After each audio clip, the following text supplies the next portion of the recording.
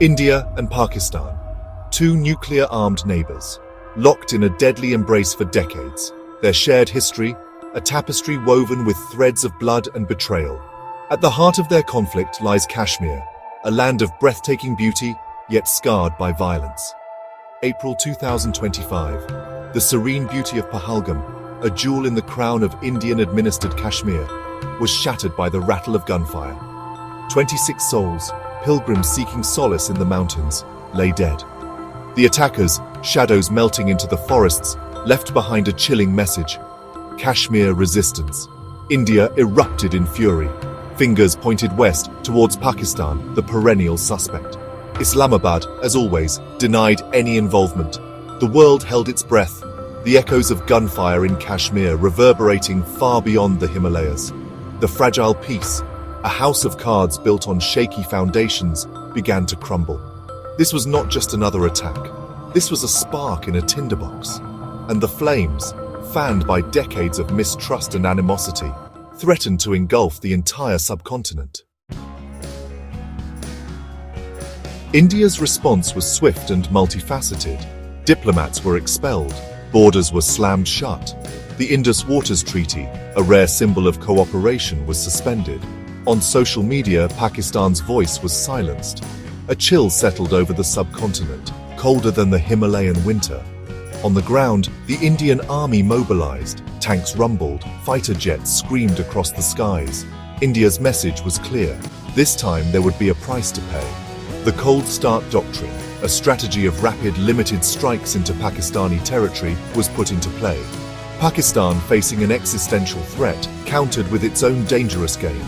Troops were deployed, air patrols intensified. Islamabad's message was chilling in its simplicity. Full-spectrum deterrence. In other words, any Indian attack would be met with the full might of Pakistan's arsenal, including, if necessary, tactical nuclear weapons. The world watched with growing alarm. The two nuclear-armed neighbors were locked in a deadly dance, each step bringing them closer to the precipice. The danger of escalation was terrifyingly real. One wrong move, a miscalculation, a stray shell, could set off a chain reaction with unimaginable consequences. The world held its breath, hoping against hope that sanity would prevail. Imagine this. Under the cover of darkness, Indian forces surge across the border. Their target, Pakistan's military infrastructure, the nerve centers of its war machine. Pakistan, facing an invasion, retaliates. Tactical nuclear weapons designed for battlefield use are unleashed. The world shudders as the unimaginable becomes reality. But the horrors wouldn't end there. The conflict would spill over into cyberspace.